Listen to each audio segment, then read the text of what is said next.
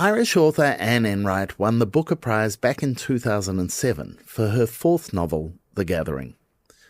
The Booker carries significant clout in the Anglosphere. Here in Australia, it's still one of the literary prizes most likely to shift you from niche readership to mainstream appeal. Back in the early 2000s, it was arguably at its highest point, with even the long list attracting endless speculation and commentary. As I was getting ready to interview Anne Enright for her recent visit to Australia for Adelaide Writers' Week, I came across a Guardian blog post from when she was longlisted for the prize.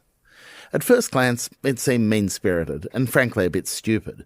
The writer admitted to being generally grumpy and prejudiced against Irish writers at the time.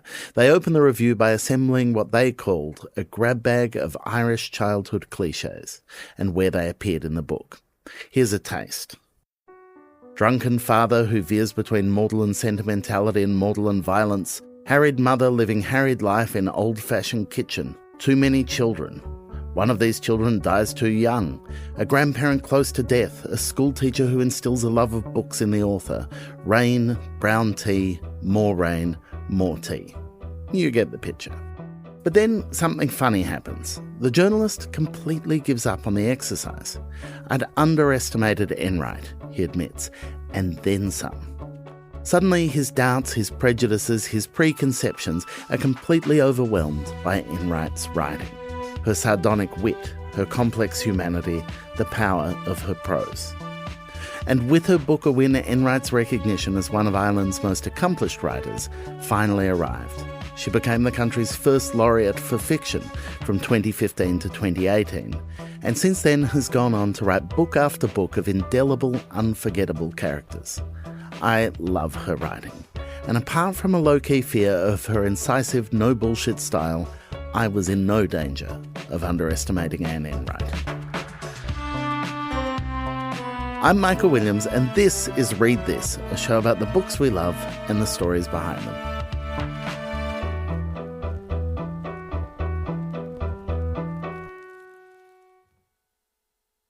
Anne Enright's latest book, The Wren, follows Carmel and Nell, a mother and daughter whose lives have been deeply impacted by the choices made by Carmel's father, a famous poet named Phil. It's an absolutely gorgeous work, and like many of Anne's novels, prominently features Enright's expert writing about the complex dynamics and tensions and intrinsic dysfunction of the family unit. And in the character of Phil, Enright gets to explore the ways in which Irish literary icons are received and what they can get away with, an idea that's changed during her career and one that has, in many ways, been intensely gendered. I did hear you talk about the fact that the big kind of cultural pressures in Ireland, particularly for women artists, silence and niceness, that they were the two guiding things that shaped the way you were supposed to comport yourself, that there was silence around what you did and silence around recognizing your work, and then the niceness was a kind of relentless force. Yeah, sometimes they used words like decorum. You'd see women writers praised for their decorum. I never had any decorum, so I didn't know how to manage all of that. I think in Ireland, both men and women were condemned to being lovely. I mean, loveliness was our national besetting problem. But for the women especially, being lovely was necessary. I was asked the other night what would it be like if I had been born male, what would my writing career have been? And I don't think I would have had one. I would have been an engineer or something, because I'd have to earn a living. I mean, the men in my family had to earn a living. So being a woman, you had from early on an amount of freedom. And the lack of response, the profound silence that the work went into in Ireland in my early years meant, it was very disconcerting, because when you're writing, you feel like you're shouting sort of for 2 years with the mute button pressed, and then the mute button comes off because the book is out. People are reading it and they go, and they don't say anything at all. My early books weren't reviewed in Ireland. They were reviewed elsewhere. So it was really strange. And then you say, what the hell? I can say what I like because nobody's listening. So that's fine. But it did give a kind of transgressive edge to some of my earlier work, which if I'd had a sense of an echo back or a sense of being heard, I would have been more contained, I think. And so that's not quite a regret, but it's, a formational kind of thing. I mean, you're always checking and balancing what's going on. It's just, there is some kind of feedback loop between you and the page, between you and the readership, and then between you and the critical culture. So there are these kind of tiny adjustments that you make or internalize to proceed and to make better work, I suppose. If partly you might not have become a writer if you'd been born a boy because you would have had to work, is it also the case that a sense of pushing back was a motivating force for being a writer? That you were it was how you could find a voice and have some argy-bargy?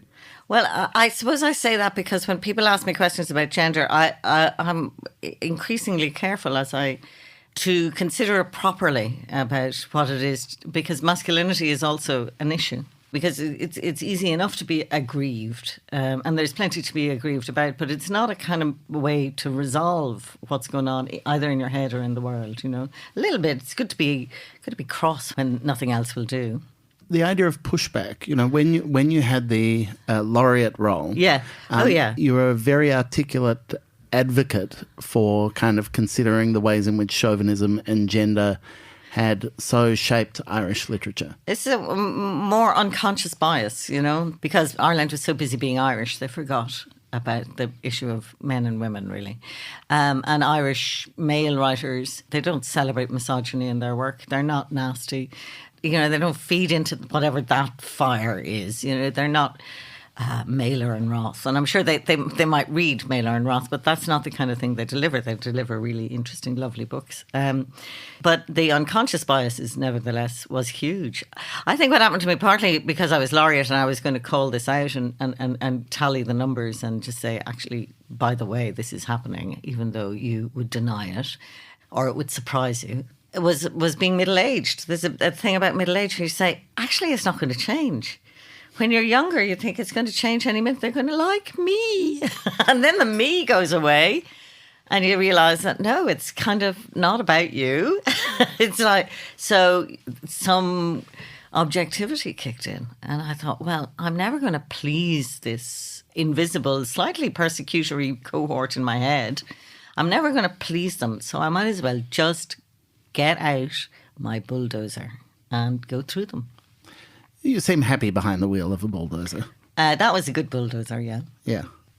The Wren is an absolutely gorgeous book. I've been a fan of yours for many years now, and every time you write a new book, I'm like, I think this is my favourite Anne Enright book. Oh, lovely, thank you. So thus far, it's just this constant upward progression for me. I'm thrilled. Great.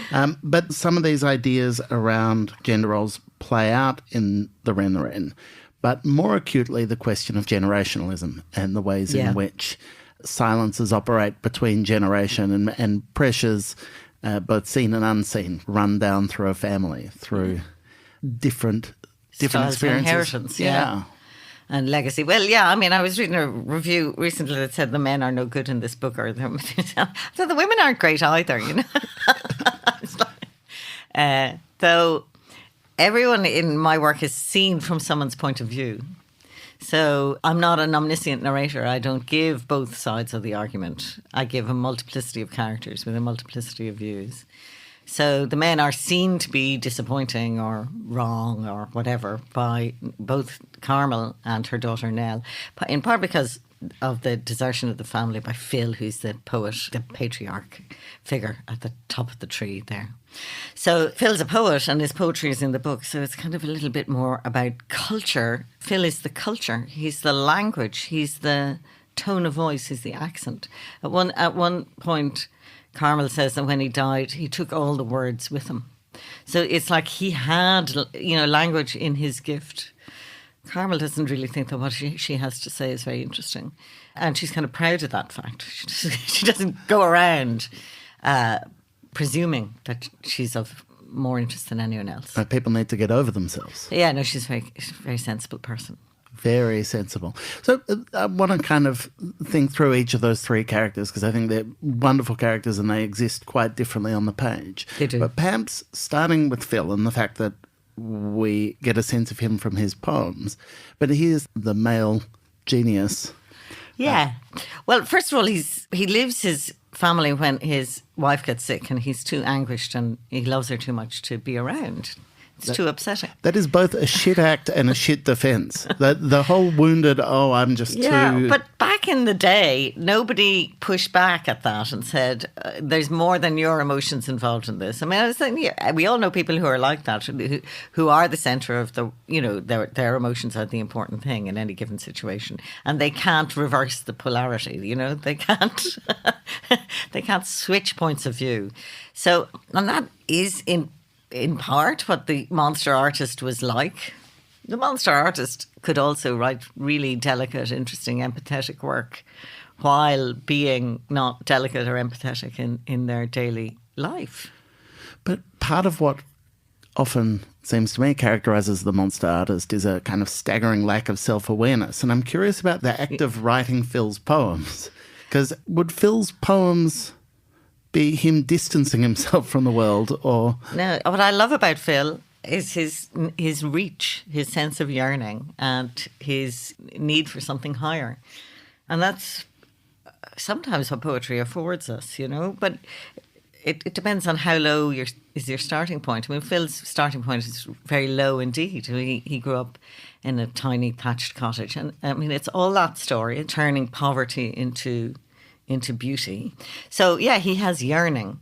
But I mean, what I also know, I mean, Phil was so easy for me to write. He was just there, and I knew with such minuscule precision the types and styles of his self-regard and self-pity and all of those things. I knew how hurt he felt about stuff. The Irish poet Paula Meehan said, when people are poor, and she grew up in a poor area of Dublin, they have nothing but their personalities. So that character is money, basically. So that's what gets you through the world. And when people think about Irish acting, what happens on stage in Ireland, what happens on the page, personality is a big part of that. And a part of personality is charm. Now, Phil has buckets of charm. Funny how much affection you audibly have for Phil. I know he's a terrible guy, isn't he? Yeah. But, I mean, how much is that true for you with all your characters? If you spend time with them, if you write them, you need to at least have a certain fondness for them. So literary fiction depends on characters not being one thing. The dynamism, the energy of it is in the fact that they are at least two things, if not more. But then that need for dynamism in literary fiction must be part of why families and family units are so interesting to write about. Is there certain ways of interacting in particular in a family that feel like very fixed points, where dynamism is hard to find because we're locked into relationships? That's interesting. You say fixed and locked. And I mean, fiction is about connection.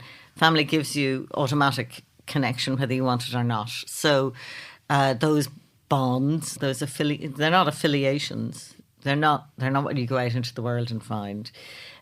People say I'm good about writing about families, and I really hope not. It's not that the families are functional or dysfunctional. And people say dysfunctional families in New York, and I'm saying, well, how are families supposed to work?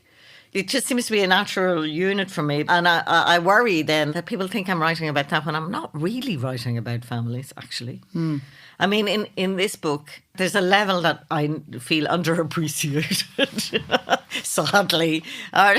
Poor Anne Enright. Poor underappreciated Anne Enright. You've no idea how I suffer.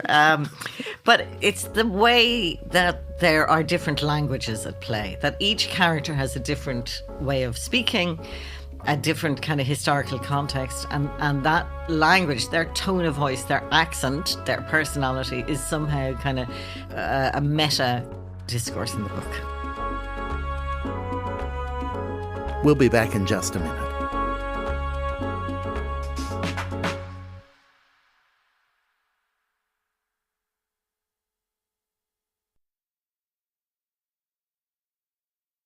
One of the great pleasures of the Wren is that Nell's sections in the first person whereas Carmel's section is in the third person. And there's something in that choice that's revealing about both of them and that kind of shapes our relationship with them as characters. So you go for the voice that feels right for the character. It's very intuitive, very instinctive. You don't really have a choice. I couldn't have written Nell another way. She didn't have that settled sort of, I went, I saw, I did. You know, she's in the middle of the world. Everything is present. Everything flows through her, fizzes out of her. She's online. She's porous. She's not yet fully formed. Whereas Carmel is all boundaries. And she's completely sensible. And when her father left, the poet left, he took, as I like to say, all the poetry with him. So she doesn't have a yearning life. She doesn't have an active imagination. She doesn't trust reverie. She wouldn't trust charm, I don't think, either. And she is in third person past tense. This happened because it happened, manifestly. I mean, who's to say otherwise? So she goes through a defined world. And so many books are written the way Carmel thinks. I found her hard to write because she's so self-limiting. I couldn't take the sentences somewhere strange. I had to keep them nailed to the page. And readers love those kind of books. But I found it as I was writing Carmel, I thought, so many books are like this, and I'm really trying to make her feel boring, right? But that's what a lot of realism is these days, you know. I mean, I'm not really a realist, you know. But from what I understand, Carmel was on the page for this book first. I mean, you were grappling with the problem of Carmel, and to a certain extent, Nell was the solution. Yeah, Nell was the solution to that problem of being stuck to the page. So Nell takes flight, because you decided to inflict a child on Carmel. You were like, I thought okay, that was going to be interesting. How do I shake her up a bit? Yeah. How do I make this self-limiting into a tragic mode? Because people like that, and there's a high recognition factor in the audiences. I mean, women understand that kind of pragmatism really. They like it a lot because we're told to be lovely all the time, and then we have kids, and being lovely while managing small children, mortgages and all the rest of it is, you know, you have to be tough actually to do all of that. So the idea that mothers are always lovely, mothers are always tough. They are by definition tough. They're tough in the labour ward and they're tough in the day's archers. It's a tough business. It is not a kind of apple pie business, giving birth and rearing small children. So that resilience is celebrated a little bit in the book. Part of what's so lovely is, and it happens in all families, but probably in any kind of network of people, is the difference of Nell's relationship with Phil and his work and Carmel's, which is inevitable. That kind of one remove means that for Nell, the work is a consolation. Yes. Whereas for Carmel, the work is an annoyance. Yeah. Or it doesn't make sense to her. Or, quite sadly, she can't actually read it. So Nell, at the age of in her teens, when she's having argy-bargies with Carmel, she curls up with Phil's poetry to sweeten the hurt. I mean, the poems are more or less supposed to be lovely, and I was assisted in that by using actually lovely poems in Irish that I had Phil translate, so they pre-exist as pretty lovely poems. I didn't have to invent their loveliness, put it that way. So it's really interesting to see. And it happens with Nell a little when Carmel gets a boyfriend, Ronan, how much children love men. And you don't want to wag a finger at them and say, just you wait. Yeah. But that's just looking up to, that's just simplicity of it. I suppose I am interested in the simplicity of our views of men. I mean, I don't think men are simple, but sometimes we see them in very simple terms. I mean, I've written about my own father. My father was just such a lovely man. We just loved him so much. It was really simple. Whereas relationships with mothers, I think, are by definition complex. Yeah. You know? So when I can, I return to these very early psychoanalytical, you might call them, moments and concepts, I suppose. Nell is certainly a harsh marker of her mother, that's for sure. You capture the voice so beautifully, and the hyper online stuff incredibly well, I think. Are you very online? Well, I'm on my computer all day, but of course I'm working. Of course, hard at work. Hard at work. for many hours a day. And then for maybe, a few minutes at the end of the day, I might check the news. Sneak a little look. Yeah. Well, yeah, I mean, it's also a challenge. There's stuff that Nell, her online stuff, it dates so fast. So she's interested in animal reunion videos in quite a sweet way. And you used to have to go looking for them. You'd be really excited to find, oh, look at that swan. Oh, look at that donkey and the little girl. The donkey, do you know the donkey and the little girl? I know the donkey and the little girl. That is just epic. Yeah. It's just epic. It is funny. When I read this book, it reminded me of those videos which I had a brief period of looking at and then I'd forgotten. And you sent me straight back down a rabbit hole. Yeah. It was beautiful. But now they're all gathered in one place. And if you look at one, your phone will send you 6 more. It's all you'll ever get. It's all you'll ever get. So it's kind of, it's easy now. Just to go back to the point that you were making about at the start of your career, the silence and not being read, or at least not getting feedback. I was being read, but not being critiqued. People didn't really want to respond or whatever. There's a kind of general sense of wrongness about. And I didn't realise, for many books, that it applied pretty much to all women writers, except for very few. From outside, my perception would be that may have changed with Irish writers. Oh, that totally. There's a new generation. Totally. No, I mean, it's already quite a long time ago when I wrote a big essay about it all and read the Riot Act and showed the numbers. And that wave was already kind of cresting, which is now, there's so many young Irish female writers who are really killing it out there. So, yeah, it's done. So you're writing into that different, wider cultural context, but also you're writing into a very different personal context. Since you won the Booker for your 4th book, The Gathering, I imagine you felt like you had a very different relationship with readers from that point onwards.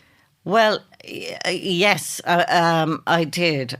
I found it very confusing because there's a kind of voodoo about it. It's kind of magical to win a prize, So it's like the fairy comes down and bops you on the head with her magic wand and, whatever.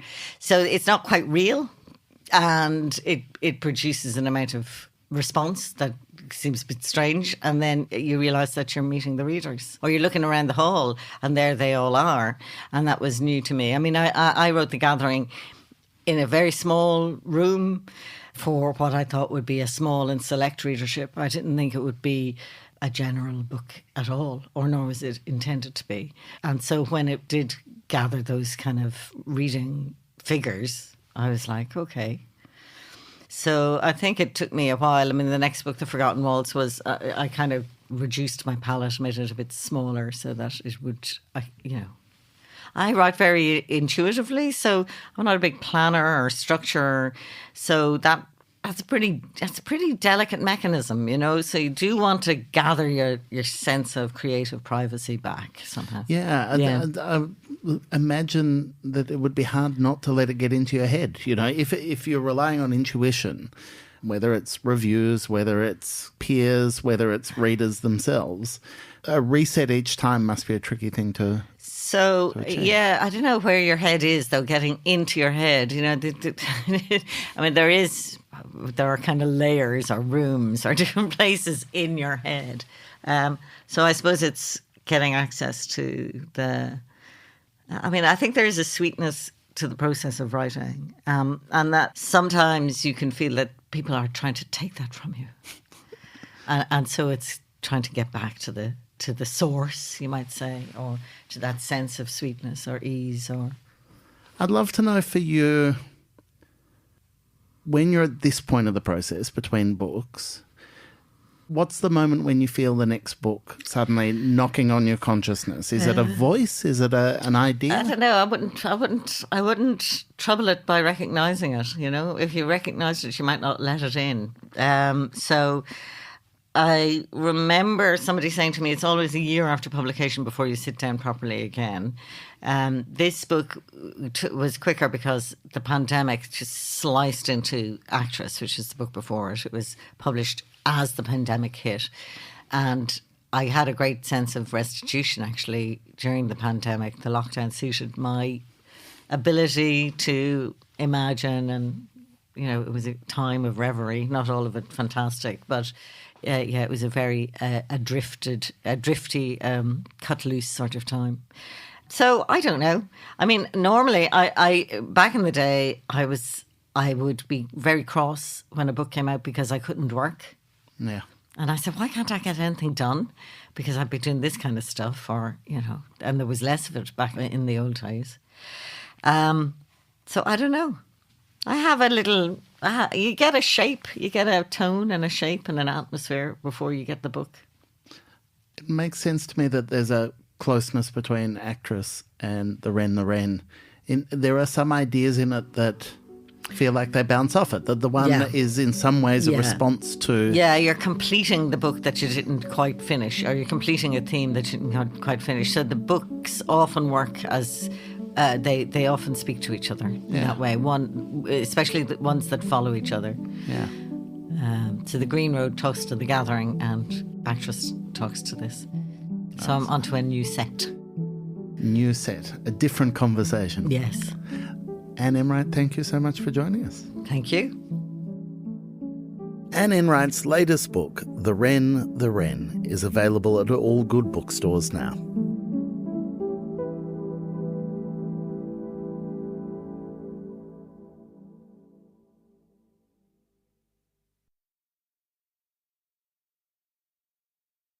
And before we get out of here, I wanted to tell you what I've been reading this week. A little book, but one that packs a punch. Samantha Harvey's 5th novel, which is called Orbital. It follows a day in the life of 6 international astronauts circling Earth on a space station. I always find space stuff vaguely claustrophobic, but Harvey's vision is generous and expansive, and it is a wonderful, memorable read. As ever, you can find all the books we've discussed today at your favourite independent bookstore. That's it for this week's show. If you enjoyed it, please tell your friends and rate and review us. It helps a lot. Next week on Read This, I chat with Jonathan Lethem. He's back writing about the Brooklyn of his childhood for the first time in over 20 years and shares the ways in which he found it a wildly different experience. I grew up with this inheritance, this legacy of gentrification, race, and class. These problems were everywhere, mostly unnamed in the space. What's been so extraordinary is that the distance between when I wrote Fortress of Solitude and now is that everything in our culture has inclined towards giving these things their full names. Read This is produced and edited by Clara Ames. Mixing and original compositions by Zoltan Fetcher. Thanks for listening. See you next week.